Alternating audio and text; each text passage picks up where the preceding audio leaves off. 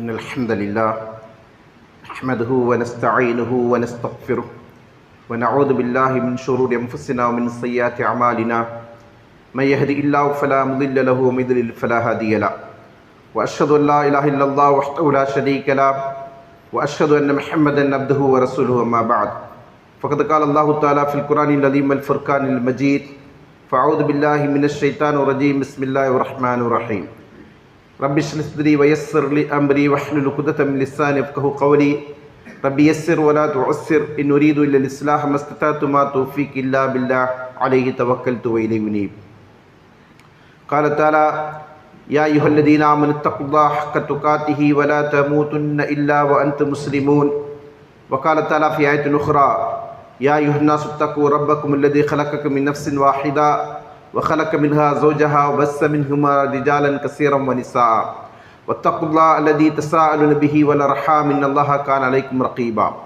وقال تعالى في آية أخرى يا أيها الذين آمنوا اتقوا الله وقولوا قولا سديدا يصلح لكم أعمالكم ويغفر لكم ذنوبكم ومن يطع الله ورسوله فقد فاز فوزا عظيما أيها الإخوان والأخوات أوصيكم وإياي أولا بتقوى الله அளவிலா கருணையாளன் நிகரில் அன்புடையவன் அல்லாஹ்வின் பெயரை கொண்டு ஆரம்பிக்கிறேன். அல்லாஹ்வின் சாந்தியும் சமாதானம் நபிகள் நாயகம் ஸல்லல்லாஹு அலைஹி வஸல்லம் அவர்கள் மீதும் அவர்களுடைய வழிமுறையை பின்பற்றி வாழ்ந்த உத்தம சத்திய சஹாபாக்கள், தாபீன்கள், தபா தாபீன்கள், ஐமாக்கள், இன்னும் நல்லடியார்கள் அனைவர் மீதும், குறிப்பாக அல்லாஹ்வின் இல்லத்தில் அவர் நம் மீது கடமையாக்கியுள்ள ஜும்மாவுடைய தொழுகை நிறைவேற்றுவதற்காக வேண்டி அல்லாஹ்வின் தூதர் அவர்கள் காண்பித்த வழிமுறை பிரகாரம் ஜும்மாவிற்கே உரிய நேரத்தில் இங்கே ஒன்று கூடி இருக்கின்ற நம் அனைவர் மீதும் வல்ல ரஹ்மான் அல்லாஹ்வின் கருணையும் கிருபையும் நிலவட்டும் என்கிற பிரார்த்தனையோடு இந்த ஜும்மாவுடைய முதலாம் முறையை ஆரம்பிச்சுகிறேன். அன்புக்குரிய பெருமை சகோதரர்களே, பெரியவர்களே, சகோதரிகளே, தாய்மார்களே, அல்லாஹ்வுடைய மார்க்கத்தை பொறுத்தவரையில் இந்த மார்க்கம் முழுமைப்படுத்தப்பட்ட மார்க்கம். இந்த மார்க்கத்தில் ஒன்றை சேர்ப்பதற்கும் நீக்குவதற்கும் அதிகாரம் என்பது அல்லாஹ்விற்கும் அவருடைய தூதருக்கும் மட்டும்தானே தவிர வேறு யாருக்கும் இல்லை என்பதை ஏற்றுக்கொண்டவர்கள்தான் முஸ்லிம்கள். இந்த அடிப்படையை யார் விளங்கவில்லையோ அவர்கள் அறிந்தோ அறியாமலோ இஸ்லாமிய வட்டத்தை விட்டு வெளியேறி விடுவார்கள். அதற்குரிய காரணம், அவர்கள் இந்த மார்க்கத்துக்கு எதிரான நூதன செயல்களை மார்க்கத்தின் பெயரால் ஏற்று நடப்பார்கள். அப்படி ஏற்று நடக்கின்ற செயல்களுக்குத்தான் மார்க்கத்துடைய மறைவிலக்கத்தின் அடிப்படையில் பிதா என்று சொல்லப்படும். அஸ்ஸுன்னா என்பது அல்லாஹ்வின் தூதர் ஸல்லல்லாஹு அலைஹி வஸல்லமுடைய சொல் செயல் அங்கீகாரம் என்கிற அவருடைய வழிகாட்டுதல். அந்த வழிகாட்டுதலுக்கு நேர்முரணாக இருந்து கொண்டிருக்கின்ற விஷயம்தான் அல் பிதா என்பது. பிதா என்று சொன்னால் மா லைஸ லஹு அஸலுன் சாபிக், முந்தைய எந்த ஒரு முன்னுதாரணம் இல்லாத ஒரு செயலை மார்க்கத்தின் பெயரால் செய்வது. இதற்குத்தான் பிதா என்கிற சொல்லாடல் மார்க்கத்துடைய வரம்பிற்குள் பயன்படுத்தப்படும். இந்த பிதஅத்திற்கான காரணம், மார்க்கத்தை பற்றிய சரியான முறையில் புரிதல் இல்லாததன் காரணமாக அவர்களுடைய விருப்பங்களை மார்க்கத்தின் பெயரால் நுழைத்து அதையும் நான் மார்க்கமாக ஏற்று நடப்பேன் என்கிற அடிப்படையில் தான் இஸ்லாமிய சமூகத்தில் பிதஅத் தோன்றுகிறது. அல்லாஹ்வின் தூதர் ஸல்லல்லாஹு அலைஹி வஸல்லம் அவர்கள் ஒரு முறை சஹாபாக்களுக்கு மத்தியில் உபதேசம் செய்கிறார்கள். இர்பாத் பின் சாரியா ரலியல்லாஹு அன்ஹு அவர்கள் அறிவிக்கக்கூடிய ஒரு செய்தி, ஃபவஅதனா ரசூலுல்லாஹி ஸல்லல்லாஹு அலைஹி வஸல்லம் மௌஇலத்தன் பலிகா. ஒரு நாள் அல்லாஹ்வின் தூதர் ஸல்லல்லாஹு அலைஹி வஸல்லம் அவர்கள் எங்களுக்கு மிக ஆழமான ஒரு உபதேசத்தை செய்தார்கள். அந்த உபதேசத்தை அவர் கேட்டுவிட்டு வர்ணிக்கின்ற போது அவர் சொல்லுகிறார், இந்த ஹதீஸை அறிவிக்கக்கூடிய சஹாபி இர்பாத் பின் சாரியா என்பவர் மிக ஆழமான ஒரு உபதேசத்தை செய்தார்கள். எந்த அளவுக்கு அந்த உபதேசம் ஆழமானது என்று சொன்னால், தரஃபத் மின்ஹல் உயூன் வ வஜ்ரத் மின்ஹல் குலூப். அந்த உபதேசத்தை கேட்ட மாத்திரத்தில் நாங்கள் எல்லாம் அழுக ஆரம்பித்து விட்டோம். எங்களுடைய கண்கள் எல்லாம் கண்ணீர் வடிக்க ஆரம்பித்து விட்டன. எங்களுடைய உள்ளங்கள் எல்லாம் நடுநடுங்க ஆரம்பித்து விட்டன. எங்களுக்கு ஒரு அச்சம் தொற்றிக்கொண்டது என்கிற விஷயத்தை அவர் என்ன செய்றாங்க சொல்லிவிட்டு, அந்த உபதேசத்தை கேட்டுக்கொண்டிருந்த நபர்களில் ஒருவர் அல்லாஹ்வின் தூதரிடத்தில் கேட்கிறாங்க, யா ரசூலல்லாஹ் கஅன்ன ஹாதிஹி மௌஇலத்து முவத்தி'. அல்லாஹ்வின் தூதர் அவர்களே, நீங்கள் சொல்லுகின்ற இந்த உபதேசம் எங்களை விட்டு விடைபெற்று செல்லுகின்ற ஒருவர் சொல்லுகின்ற உபதேசம் கொண்டிருக்கிறது. அப்படியானால் இந்த உபதேசத்திற்கு பிறகு நபி ஸல்லல்லாஹு அலைஹி வஸல்லம் அவர்கள் நம்மோடு நீண்ட காலம் இருக்கப் போவதில்லை. ஆக இறுதி உபதேசத்தை போன்ற ஒரு உபதேசத்தை நமக்கு வழங்கி கொண்டிருக்கிறார் என்பதை புரிந்து கொண்ட நபித்தோழர் ஒருவர் என்ன செய்றாங்க, இது போன்ற ஆழமான உபதேசத்தை கேட்டுவிட்டு எல்லாரும் அழுதுவிட்டு அவர்கள் சொல்லுகிறார்கள், ஃபமாதா தஹதி இலைனா யா ரசூலுல்லாஹ், நீங்கள் எங்களிடத்தில் என்ன ஒரு உடன்படிக்கை, ஒப்பந்தத்தை, அக்ரிமெண்டை விட்டு செல்ல இருக்கிறீர்கள்? இறுதியான உபதேசம், விடைபெற்று செல்லுகின்ற ஒருவருடைய உபதேசம் போன்று உங்களுடைய உபதேசம் இருக்கிறது. அந்த உபதேசத்தை கேட்கிற போது எங்களால் அதை அடக்கிக் கொண்டு தாங்கிக் கொண்டு நிற்க முடியவில்லை.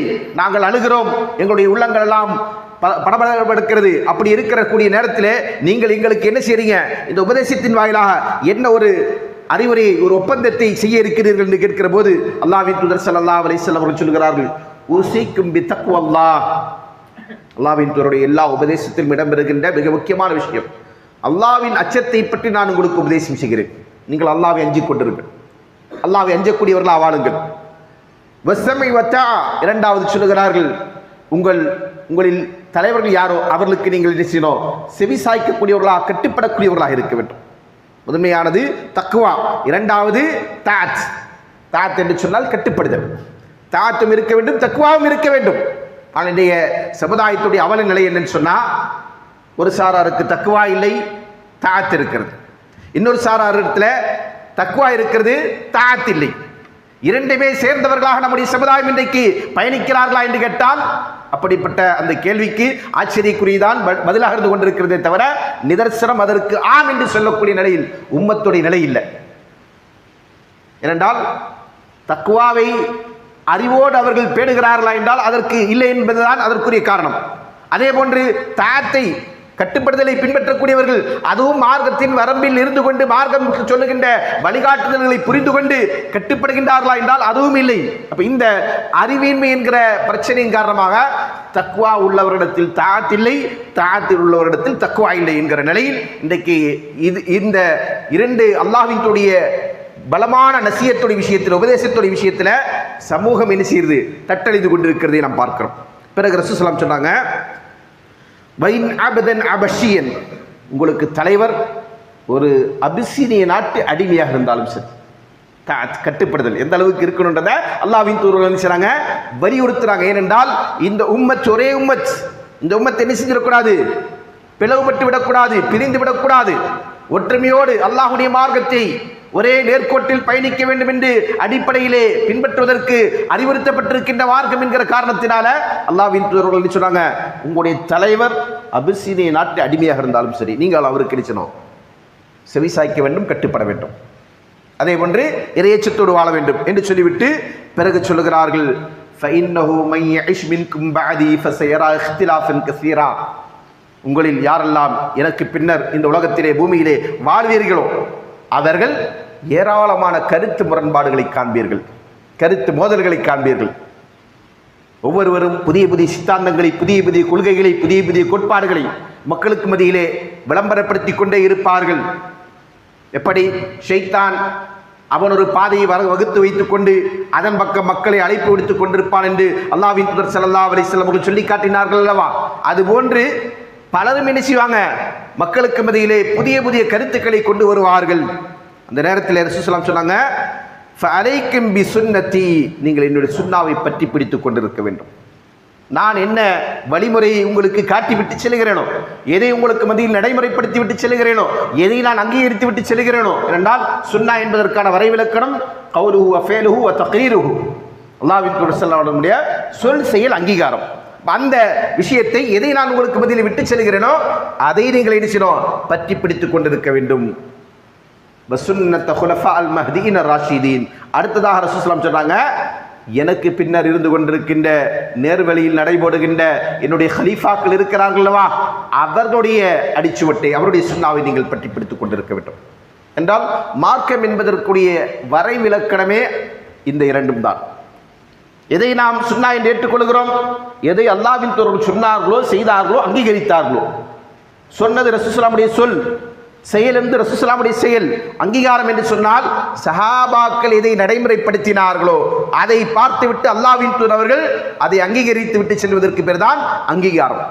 இந்த இரண்டு தான் என்னது மார்க்கத்துடைய மூலாதாரமாக இருந்து கொண்டிருக்கிற விஷயம். அதனால தான் ரசூலுல்லாஹி சொன்னாங்க, என்னுடைய சுன்னாவை பற்றி பிடிங்கள், எனக்கு பின்னர் கலீஃபாக்களாக நேர்வழியில் இருக்கக்கூடியவர்களாக இருந்து கொண்டிருக்கிற தன்னுடைய பின்னால் வரக்கூடியவர்களுடைய அந்த அடிச்சோடுகளை நீங்கள் பின்பற்றி கொண்டிருங்கள் என்று சொல்லிவிட்டு தமஸ்ஸுகு பிஹா வஅது அலைஹா பின் நவாஜித், அதை நீங்கள் எப்படி பற்றி பிடிக்கணும் சொன்னால் உங்களுடைய கடவாய் பற்களில் அதை இறுக பற்றி கொள்ளுங்கள்.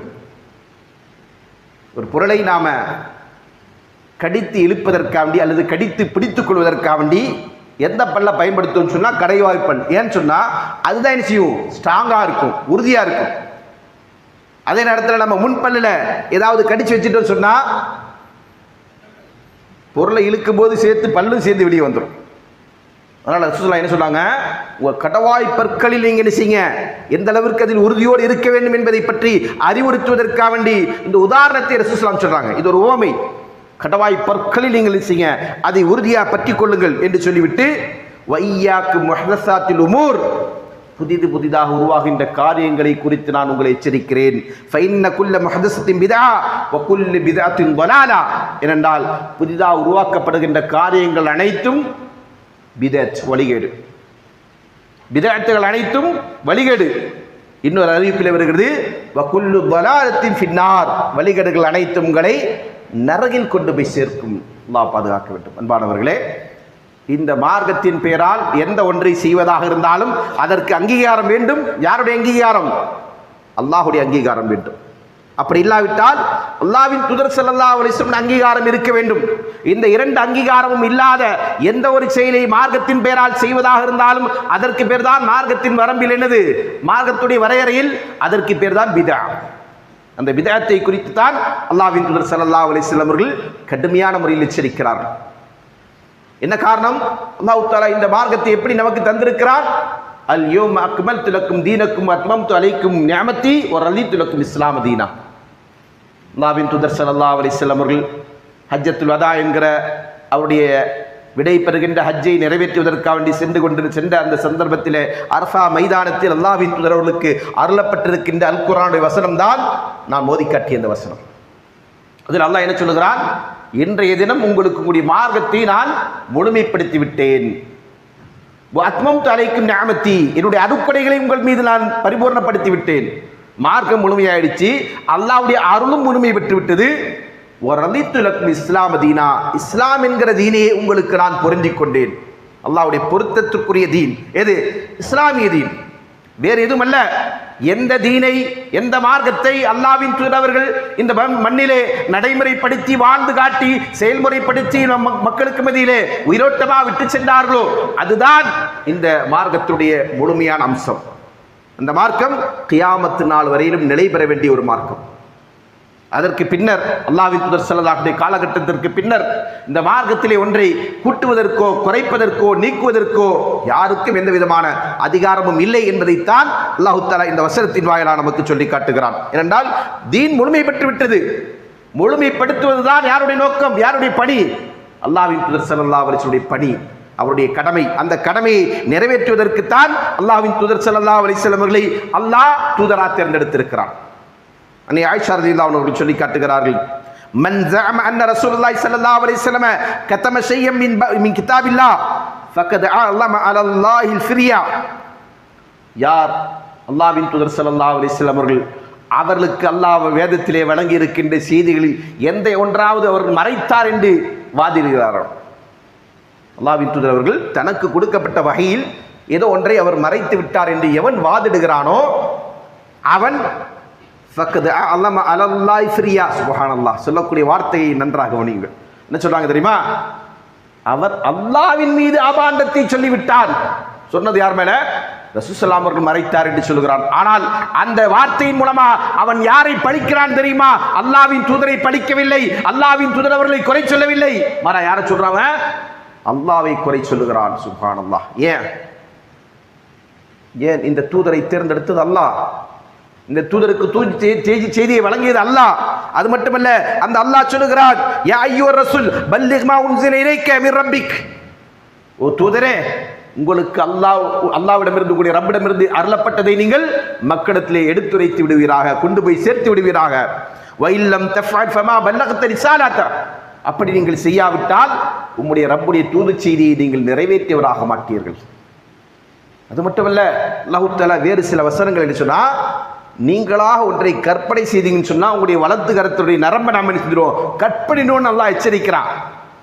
அப்படி அல்லாஹ் தஆலா என்ன செய்திருக்கிறான், இந்த தூதரை மனவீச்சின் அடிப்படையில் பேச மாட்டார், பொய்யுரைக்க மாட்டார், நீதத்திற்கு சான்றாக திகழக்கூடியவர்கள் என்கிற அடிப்படையில் தேர்ந்தெடுத்திருக்கிறான். அப்படி இருக்கும்போது அந்த தூதர் ஒன்றை மறைத்து விட்டான் என்று ஒருவன் வாதிட்டானே, ஆனால் அவன் யாரை குறை சொல்லுகிறான்? தூதரை மட்டும் குறை சொல்லவில்லை, அந்த குறையின் மூலமாக அவன் ரப்புல் ஆலமீனே நினைச்சான் குறை காணுகிறான். ரப்புடைய தேர்விலே அவன் குறை கண்டு குற்றம் கண்டு அவன் அல்லாஹ்வின் மீது அபாண்டத்தை சொன்னவன் என்று அன்னை ஆயிஷா ரலியல்லாஹு அன்ஹா அவர்கள் சொல்லுகின்ற செய்தி சஹீஹ் முஸ்லிம் என்கிற ஹதீஸிலே பார்க்கிறோம். அல்லாஹ்வின் தூதர் ஸல்லல்லாஹு அலைஹி வஸல்லம் அவர்கள் இந்த அல்யோம் அக்மல்து லக்கும், இந்த மார்க்கம் முழுமைப்பட்டது என்கிற வசனம் அருளப்பட்டதற்கு பிறகு, ஏனென்றால் அதுவரையிலும் மார்க்கத்துடைய சட்டத்திட்டங்கள் ஒவ்வொன்றாக, வணக்க வழிபாடுகளாக இருக்கட்டும், சட்டத்திட்டங்களாக இருக்கட்டும், ஒவ்வொன்றாக கொஞ்சம் கொஞ்சமாக அருளப்பட்டு கொண்டே இருந்தது. அந்த வசனம் எப்படிப்பட்ட சூழ்நிலையில் இறங்குது சொன்னா, எல்லா வணக்கங்களும், எல்லா வழிபாடுகளும், எல்லா கொள்கை கோட்பாடுகளும், ஹலால் ஹராமுடைய விஷயங்களும் முழுமை பெற்றதற்கு பிறகுதான் அந்த வசனம் அருளப்படுகிறது. அப்படியானால் இந்த மார்க்கத்தில் இனிமேல் புதிதாக ஒரு வணக்கம் இல்லை, புதிதாக ஒரு வழிபாடு இல்லை, புதிதாக ஒன்று ஹலால் என்பதில்லை, ஹராம் என்பதில்லை, புதிதாக ஒரு கொள்கை கோட்பாடு என்பது எதுவுமே இல்லை என்று சொல்லக்கூடிய விதத்தில் தான் அல்லாஹ் அந்த வசனத்தை அருளி மார்க்கத்தை முழுமைப்படுத்துகிறான். இந்த வசனம் அருளப்பட்டதற்கு பிறகுதான் அல்லாஹ்வின் தூதர் ஸல்லல்லாஹு அலைஹி வஸல்லம் அவர்கள் சஹாபாக்களை அந்த அரஃபா மைதானத்திலே ஒன்று திரட்டி வைத்துக் கொண்டு கேட்கிறார்கள், ஹலால் பல்லகத்து, நான் உங்களுக்கு இந்த தூது செய்தியை முழுமையா எடுத்துரைத்து விட்டேனா இல்லையா? திரும்ப திரும்ப கேட்கிறாங்க ரசூல் ஸல்லல்லாஹு அவர்கள். சஹாபாக்கள் சொல்லுகிறார்கள், நாம் யா ரசூலுல்லாஹ், நீங்கள் என்ன செஞ்சிட்டீங்க? கது பல்லகத் ரிசாலா வ அத்தைல் அமானா வ நஸஹல் உம்மா, நீங்கள் உங்களுடைய தூது செய்தி எடுத்துரைத்து விட்டீர்கள், உங்களுடைய அமானிதத்தை முழுமைப்படுத்தி விட்டீர்கள், இந்த உம்மத்திற்கு தேவையான உபதேசத்தையும் நீங்கள் வழங்கி விட்டீர்கள் என்று சொல்லுகிற போது அல்லாஹ்வின் தூதர் ஸல்லல்லாஹு அலைஹி வஸல்லம் அவர்கள் தம்முடைய கைகளை விரலை வானத்தை நோக்கி உயர்த்தி விட்டு சொல்லுகிறார்கள், அல்லாஹும்ம ஷஹத், அல்லாஹும்ம ஷஹத், யா அல்லாஹ், நீ இதற்கு சாட்சியாக இருக்கிறாய், நீயே இதற்கு சாட்சியாக இரு, நீயே இதற்கு சாட்சியாளன் என்று என்ன செய்றாங்க, அல்லாஹ்வை சாட்சியாக்குகிறார்கள். அல்லாஹ்வின் தூதர் ஸல்லல்லாஹு அலைஹி வஸல்லம் அவர்கள் கடந்த கால சமுதாயங்களை போன்று இந்த சமுதாயமும் தூதர் மீது நாளை மறுமையில் வந்து பழி சொல்லிவிட்டு, நீங்கள் எங்களிடத்திலே முறையா சொல்லவில்லை, எங்களுக்கு குறை வைத்து விட்டீர்கள் என்கிற அடிப்படையில் தூதரை நிராகரிக்கின்றவர்களா மாறிவிடக்கூடாது என்பதற்காண்டி அல்லாஹ்வையே அல்லாஹ்வின் தூதர் அவர்கள் சாட்சியாக்குகிறார். அப்படி இந்த மார்க்கம் எல்லா வணக்க வழிபாடுகளும் சட்டத்திட்டங்களும் கொண்டு முழுமைப்படுத்தப்பட்டிருக்கிறது. ஆனால் அந்த முழுமைப்படுத்தப்பட்ட மார்க்கத்தில் தான் இன்றைக்கு என்ன செய்றாங்க, பல்வேறு விதமான அனாச்சாரங்களை, பிதாத்துகளை உருவாக்கி கொண்டிருக்கிறார். வணக்க வழிபாடுகள் என்கிற பெயரில், பண்பாடுகள் கலாச்சாரங்கள் என்கிற பெயரில், அதே போன்று கொள்கை என்கிற பெயரில் இப்படி எல்லாம் என்ன செய்கிறது, பிதாத்துகள் உருவாக்கப்பட்டு கொண்டே இருக்கிறது. இமாம் இப்னுல் மாஜிஷூன் ரஹ்மத்துல்லாஹி அவர்கள், இமாம் மாலிக் ரஹ்மத்துல்லாஹுடைய மாணவர் இவர் சொல்லுகிறார், சமீத்து மாலிக்கன் யகூல், இமாம் மாலிக் ரஹ்மத்துல்லாஹி அவர்கள் சொன்னதை நான் கேட்டிருக்கிறேன், மன் இப்ததக ஃபில் இஸ்லாமி பிதஅத்தன் யரா ஹஸனா, மார்க்கத்தில் ஒருவன் ஒரு புதுமையை உண்டாக்கிவிட்டு, பிதஅத்தை உண்டாக்கிவிட்டு அதை நல்லதென்று கருதுகிறான் என்று சொன்னால், ஃபக்கத் ஸஅம அன்ன முஹம்மதன் ஸல்லல்லாஹு அலைஹி வஸல்லம் கான ரிசாலா, அவன் அல்லாஹ்வின் தூதர் ஸல்லல்லாஹு அலைஹி வஸல்லம் அவர்கள் தன்னுடைய தூது செய்தியில் மோசடி செய்து விட்டார் என்று வாதிடுகிறான். அல்லாஹ் அக்பர்.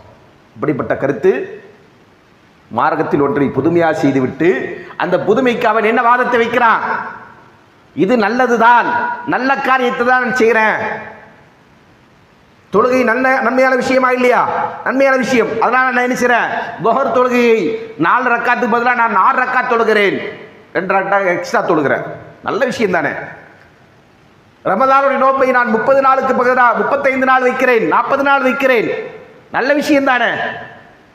இப்படி என்னது, மார்க்கத்தில் இல்லாத ஒன்றை மார்க்கம் என்கிற பெயரில் ஒருவன் செய்துவிட்டு இதுவும் நன்மைதான் என்று அவன் கருதுகிறான் என்று சொன்னால் அல்லது இதில் எதற்குமே சம்பந்தமில்லாத புதிய ஒரு கருத்தை, புதிய ஒரு வழிபாட்டை, புதிய ஒரு கலாச்சாரத்தை அவன் மார்க்கத்தின் பெயரால் புகுத்துகிறான். அதை புகுத்தி விட்டு அவன் சொல்லுகிறான், இது நல்லதுதானே, நன்மையான காரியம் தானே, நான் நன்மைதானே செய்கிறேன் என்று சொன்னால் அவன் சொல்லுகிறான், அவன் என்ன செய்கிறான் என்றால் அல்லாஹ்வின் தூதருடைய ரிசாலத்தை அவன் நினைக்கிறான். அவர் அந்த ரிசாலத்தில் தூது செய்தியில் மோசடி செய்து விட்டார்கள், ஹியானத் செய்து விட்டார்கள் என்று அவன் வாதிடுகிறான். ஏன் என்று சொன்னால் அதற்கு இமாம் அவர்கள் நினைச்சாங்க, அல் குர்ஆன் வசனத்தை மேற்கோள் காட்டுகிறார். எந்த வசனம்? அல் யோம அக்மல்து லக்கும் தீனக்கும். அல்லாஹ் சொல்லுகிறான், இந்த மார்க்கம் முழுமை பெற்று விட்டது. இந்த வசனத்தை மேற்கோள் காட்டிவிட்டு அவர் சொல்லுகிறார், அப்போ ஃபமாலக்கும் யோமேதின் தீனா ஃபலைஸல் யோம தீனா ஃபலா யகூனுல் யோம தீனா. எது அன்றைக்கு தீனாக இல்லையோ, அல்லாஹ் தஆலா முழுமைப்படுத்தும் போது, இந்த மார்க்கத்தை அல்லாஹ் முழுமைப்படுத்துகிற காலத்தில் எது தீன் அல்லையோ, எது மார்க்கம் அல்லையோ, எது வணக்கம் அல்லையோ, எது இஸ்லாமிய மார்க்கத்தினுடைய அடையாளங்களில் ஒன்றாக இல்லையோ, அது இன்றைக்கும் இருக்காது. இன்றைக்கு இமாம் மாலிக் ரஹ்மத்துல்லாஹி காலகட்டத்தில். அப்போ அதை தாண்டி இன்றைக்கு நாம் என்ன செஞ்சிட்டோம்? இமாம் மாலிக் ரஹ்மத்துல்லாஹி அவர்கள் ஹிஜ்ரி 93 பிறந்தாங்க. அதாவது நபி ஸல்லல்லாஹு அலைஹி வஸல்லமுடைய வஃபாத்திற்கு ஒரு 83 வருடம் கழித்து பிறந்திருக்கிறார்கள். அப்படி இருக்கிற இமாம் அவருடைய காலகட்டத்திலேயே அது மார்க்கமல்ல என்று சொன்னால் 1400 வருடங்கள் கழித்து இன்றைக்கு அது மார்க்கமாகுமா என்றால் ஒருபோதும் ஆகாது. மார்க்கத்தில் ஒன்று இருக்கிறது, இது வணக்கம், இது வழிபாடு, இது கொள்கை, இது கோட்பாடு என்று சொல்வதாக இருந்தால் அது ரசூலுல்லாஹி ஸல்லல்லாஹு அலைஹி வஸல்லம் காலத்தில் நடைமுறையில் இருக்க வேண்டும். ரசூலுல்லாஹி ஸல்லல்லாஹு அலைஹி வஸல்லம் அங்கீகரித்திருக்க வேண்டும், சஹாபாக்கள் அதை பின்பற்றி இருக்க வேண்டும். அப்படிப்பட்ட அந்த அளவுகளுக்கு உட்பட்ட ஒரு செய்தி இல்லை என்று சொன்னால் அது மார்க்கம் அல்ல, அது புதுமை. அதற்கு பேர் தான் பித்அத் என்று இஸ்லாமிய மார்க்கம் நமக்கு சொல்லுகிறது. அதைத்தான் இமாம் அவர்கள் சொல்லி காட்டுறாங்க. என்ன சொல்லாங்க? அன்றைக்கு எது தீனாக இல்லையோ அது இன்றைக்கும் தீன் அல்ல, இனி ஒரு காலம் அது தீனாகாது. இமாமுடைய காலத்திலே தீனாகாது என்று சொன்னால் இன்றைக்கு நம்முடைய காலத்தில் அது தீனாகுமா என்பதை நாம் சிந்திக்க கடமைப்பட்டிருக்கிறோம். அன்பானவர்களே, அல்லாஹ்வின் தூதர் ஸல்லல்லாஹு அலைஹி வஸல்லம் அவர்கள் இதைத்தான் என்ன செஞ்சாங்க? நமக்கு இப்படி சொன்னாங்க, மன் அஹதஸ ஃபி அம்ரினா ஹாதா மா லைஸ மின்ஹு ஃபஹுவ ரத்துன். நம்முடைய மார்க்கத்தில் இல்லாத ஒரு காரியத்தை யார் புதுமையாக செய்கிறாரோ, அப்படி புதுமையாக கொண்டு வரப்படுகிற காரியம் ரத்துன், மறுக்கப்படுகின்றது, தள்ளப்படுகின்றது. அதெல்லாம் ரிஜெக்டட், அங்கீகரிக்கப்படாது, அங்கீகாரம் இல்லை. இது எப்பேற்பட்ட காரியம், எப்பேற்பட்ட நபர் செய்தாலுமே அதற்கு மார்க்கத்தில் அங்கீகாரம் இல்லை. ஏனென்றால் அதுதான் இஸ்லாமிய மார்க்கத்தினுடைய வரையறைக்குள் பிதா என்று வரும். இந்த பிதஅத்துகள் அனைத்துமே புறக்கணிக்கப்பட வேண்டியது. ஆக இந்த பிதாவை பொறுத்தவரையில் இதிலே பல வகைகள் இருந்து கொண்டிருக்கிறது. இதெல்லாம் பேசுவதற்கு நேரமும் காலமும் போதாது, அந்த அளவிற்கு இது ஒரு ஆழமான தலைப்பு. பிதஅத்தை பொறுத்தவரையில் அடிப்படையில் அது 2 வகையாக இருந்து கொண்டிருக்குது. பிதா முக்கஃபிரா வகைர முக்கஃபிரா. ஒன்று மனிதனை குஃப்ருக்கு கொண்டு போய் விடுகின்ற, இஸ்லாத்தை விட்டு வெளியேற்றி விடுகின்ற பிதஅத், காஃபிர் ஆயிடுவான். அந்த பிதஅத்தை செய்கிறவன் யார் ஆயிடுவான்? காஃபிர் ஆகிடுவான். சுப்ஹானல்லாஹ். முஸ்லீமாக இருந்தாலுமே ஒரு முஸ்லீம், ஆனால் அந்த முஸ்லீம் செய்யக்கூடிய பிதஅத் எப்படிப்பட்டது? மார்க்கத்துடைய அடிப்படைக்கு முரணாக இருந்து கொண்டிருக்கின்ற, கொள்கை சார்ந்த விஷயங்களுக்கு முரணாக இருந்து கொண்டிருக்கின்ற பிதஅத்தை செய்கிறான். அவன் யாரு? இஸ்லாமிய வரையறைக்குள் அவன் காஃபிர். அவன் தன்னை முஸ்லீம் என்று நினைத்துக் கொண்டிருக்கலாம், முஸ்லீம் என்று அவனை வாதிட்டுக் கொண்டிருக்கலாம்.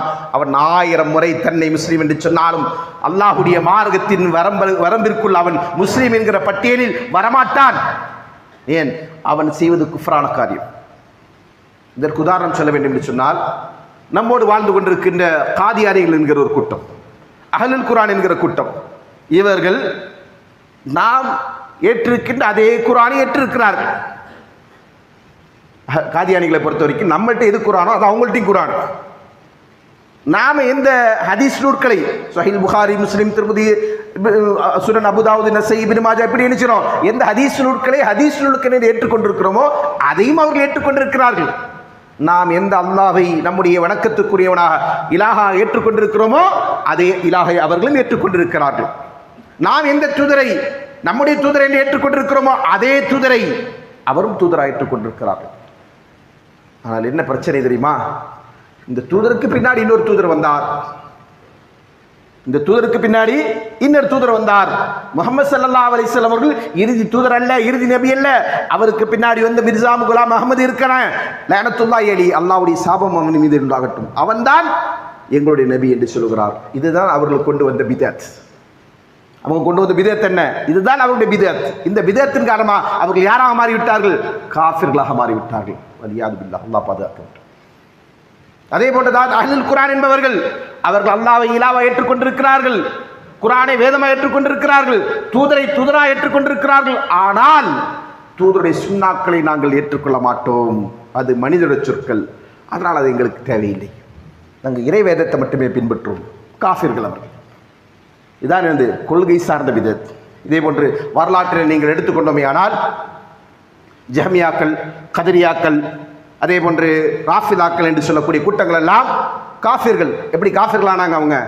அவங்க இஸ்லாமிய கொள்கைக்குள்ள அவர்களுடைய சுய அறிவை புகுத்தி கொண்டு அவர்கள் பல புதிய சித்தாந்தங்களை நுழைத்தார்கள். எதை அல்லாஹும் அல்லாஹ்வுடைய தூதரும் கற்றுத்தரவில்லையோ, எது சஹாபாக்கள் ஏற்று நடக்கவில்லையோ, அந்த சித்தாந்தங்களை எல்லாம் குர்ஆனுடைய பேரை சொல்லிக்கொண்டு, ஹதீஸுடைய பேரை சொல்லிக்கொண்டு, அவருடைய சுய புத்தியிலே விளைகின்ற எல்லாவற்றையும் மார்க்கம் என்கிற பேரை சொல்லிக்கொண்டு அவர்கள் இந்த மார்க்கத்தில் நுழைத்தார்கள். அதனால் அவர்கள் யாராயிட்டாங்க? காஃபிர்களானார். அதற்கு அடுத்தபடியாக பிதா இரண்டு வகை என்று சொன்னோம் இல்லையா? இன்னொன்று கைர முகஃபிரா, குஃப்ருக்கு கொண்டு செல்லுகின்ற பிதத் அல்ல, ஆனால் அது அமல் சார்ந்த ஒன்று, நம்பிக்கை சார்ந்த பிதத், இன்னொன்று அமல் சார்ந்த பிதத். அமல் சார்ந்த பிதத் என்ன? நான் உங்களுக்கு ஒரு உதாரணம் சொன்னேன். நன்மைதானே என்று கருதி லுஹர் தொழுகை அல்லது அஸர் தொழுகை நாம் 5 ரக்காத் தொழ முடியுமா? 6 ரக்காத் தொழ முடியுமா? இல்லை, 4 ரக்காத் தான் தொழணும். அதை கூட்டவும் குறைக்கிறதுக்கு நமக்கு அனுமதி இல்லை. அதே போன்று அல்லாஹ்வின் தூதர் ஸல்லல்லாஹு அலைஹி வஸல்லம் அவர்கள் பிறந்தார்கள். ரசூல் ஸல்லல்லாஹு அவர்கள் நம்முடைய நேசத்திற்குரியவர், நம்முடைய உயிரை விட நாம் நேசிக்க கடமைப்பட்டவர். அல்லாஹ்வின் தூதர் அவர்கள் நேசிக்காத வரையில் ஒரு மூமினாக முடியாது. அல்லாஹ்வின் தூதரை எப்படி நேசிக்கணும்? அந்நபி அவுலா பில் முஃமினீன மின் அன்ஃபுஸிஹிம். அல்லாஹ் சொல்லுகிறான், நபி இந்த மூமின்களுக்கு அவருடைய உயிரை விட மேலானவர், உயிரை விட மேலாக நேசிக்க வேண்டும். ஆனால் அதை காரணம் சொல்லி இந்த வசனத்தை ஆதாரமாக கட்டி அல்லது வேறு சில வசனங்களை ஹதீஸ்களை ஆதாரமாக கட்டி அல்லாஹ்வின் தூதருடைய நேசத்தை நாங்கள் வெளிப்படுத்துகிறோம் என்கிற பேரில் அந்த நபிக்கா வேண்டி ஒரு நாள் பிறந்த நாள் என்று கொண்டாடலாமா? அதற்கு மார்க்கத்தில் அனுமதி உண்டா? இல்லை. ஏன்? அப்படி ஒரு வணக்கத்தை, அப்படி ஒரு வழக்கத்தை, அப்படி ஒரு இபாதத்தை மார்க்கம் நமக்கு சொல்லித்தரவில்லை, அனுமதிக்கவில்லை. இது அமல் சார்ந்து இபாதத் சார்ந்து மார்க்கத்திலே புதுமை உண்டாக்குவது. இல்லை, நாங்கள் இபாதத்தா செய்யலை, இன்றைக்கு புதிய ட்ரெண்டுக்கு வந்துட்டாங்க. இது வரைக்கும் இபாதத் என்று கொண்டாடி கொண்டிருந்தவங்க, லைலத்துல் கத்ரை சிறந்தது என்று சொல்லி கொண்டிருந்தவங்க என்ன செஞ்சுட்டாங்க? இப்போ குர்ஆன் ஓதுறதை விட சிறப்பு என்று சொல்லி கொண்டிருந்தவங்க இப்போ என்ன செஞ்சுட்டாங்க? கேள்வி கணைகளை எதிர்கொள்ள முடியாமல், ஆதாரங்களை சொல்ல முடியாமல் இருப்பதெல்லாம் பொய்யான போலியான இட்டுக்கட்டப்பட்ட செய்திகள் என்கிற காரணத்தினால புதிய ட்ரெண்டுக்கு வந்துட்டாங்க. என்ன சொன்னாங்க? இப்போ நாங்கள் இபாதத்தின் செய்யலை, இதை வேற என்ன செய்றீங்க? வழக்கம்னு செய்கிறோம். வணக்கம் அல்ல, வழக்கம், ஆதத். நாங்கள் ஆதத்தாக கொண்டு போகிறோம்.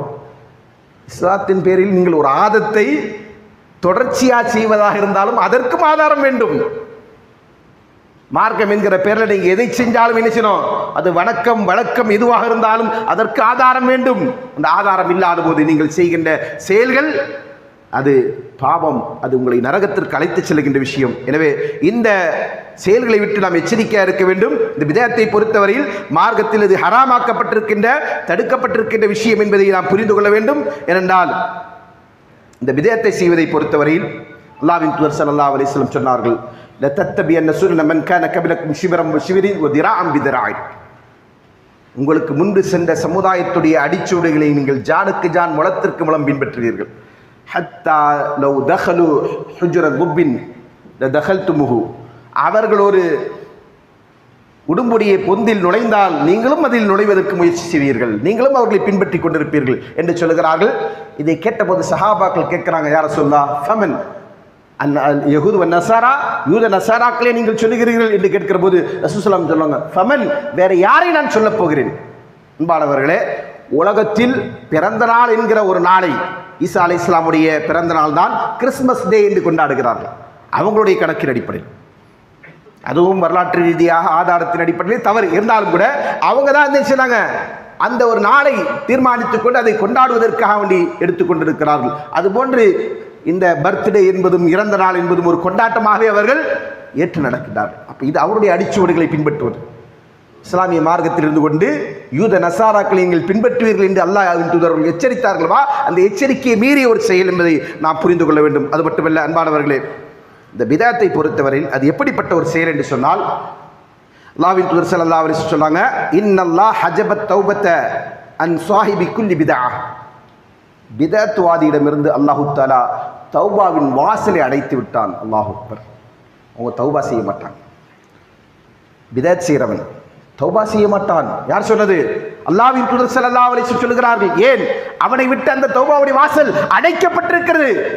இந்த ஹதீஸை மேற்கோள் காட்டிவிட்டு இமாம் சுஃபியான் ஸௌரி ரஹ்மத்துல்லாஹி சொல்கிறார்கள், அல் பிதஅத்து அஹப்பு இலல் இப்லீஸி மினல் மாசியா. பாவம் செய்வதை விட பிதஅத் செய்வது இப்லீஸுக்கு ரொம்ப பிடித்தமானது. இப்லீஸுக்கு பாவம் பிடிக்குமா அல்லது பிதஅத் பிடிக்குமான்னு கேட்டால் எது பிடிக்கும்?